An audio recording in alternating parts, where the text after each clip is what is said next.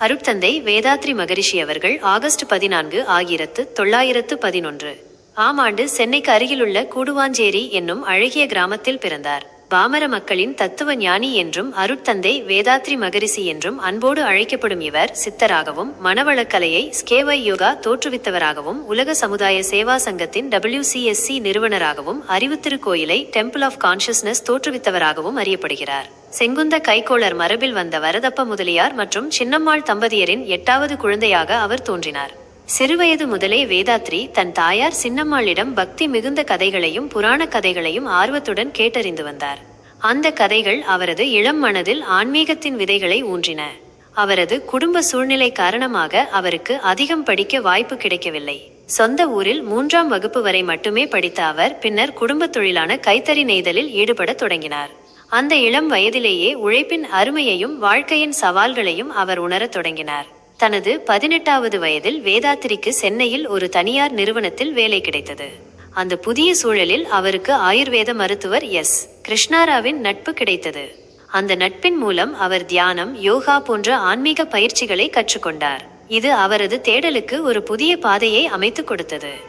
வாழ்க்கையின் முழுமையை உணர வேண்டும் என்ற ஆழ்ந்த நோக்கத்தால் உந்தப்பட்ட அவர் சித்த, ஆயுர்வேத மற்றும் ஹோமியோபதி போன்ற மருத்துவ முறைகளை கற்று தேர்ந்தார். 2ஆம் உலக போரின் போது முதலுதவி பயிற்சியாளராகவும் பணியாற்றினார். பின்னர் பொருளாதார ரீதியாக தன்னிறைவு பெற எண்ணி தனது சொந்த முயற்சியால் ஒரு பெரிய நெசவு தொழிற்சாலையை உருவாக்கினார்.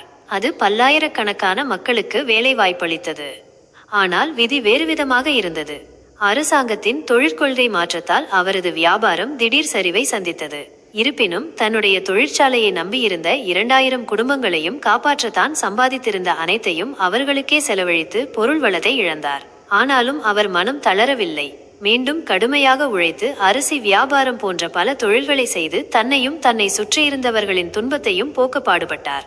தனது 2 மனைவியரின் மனதையும் நன்கு புரிந்து கொண்டு அவர்களுடன் அன்போடும் இணக்கத்தோடும் வாழ்ந்து காட்டினார். வறுமையின் விளிம்பில் வாழ்ந்தபோதும் வறுமை என்றால் என்ன, கடவுள் என்பவர் யார், ஏன் அவரை காண முடியவில்லை, மனித வாழ்க்கையில் ஏன் இவ்வளவு துன்பங்கள் போன்ற கேள்விகள் அவரது மனதில் ஒலித்து கொண்டே இருந்தன. அந்த கேள்விகளுக்கான பதில்களை தேடி அவர் தொடர்ந்து ஆராய்ச்சி செய்தார். இறுதியில் தனது 35வது வயதில் அவர் தன்னிலை விளக்கமாக இறைநிலையை உணர்ந்தார். அந்த ஞானத்தின் அடிப்படையில் உலக மக்களுக்காக அவர் அளித்த வாழ்க்கை நெறியே மனவளக்கலை ஆகும். தனது 46ஆம் வயதில் வேதாத்ரி மகரிஷி உலக அமைதிக்காக உலக சமாதானம் என்ற 200 பாடல்கள் கொண்ட நூலை எழுதி 1957இல் வெளியிட்டார். தமிழ் மற்றும் ஆங்கிலம் ஆகிய 2 மொழிகளில் வெளியான அந்த நூலை பள்ளி, கல்லூரிகளில் பாடத்திட்டத்தின் ஒரு பகுதியாக கொண்டு சேர்க்க அவர் வாழ்நாள் முழுவதும் உழைத்தார். இன்று அவரது கனவு பலித்துள்ளது. பல பல்கலைக்கழகங்களில் மனவளக்கலை பட்டப்படிப்பு, முதுகலை படிப்பு மற்றும் ஆராய்ச்சி படிப்புகளில் மாணவர்கள் ஈடுபட்டு வருகின்றனர்.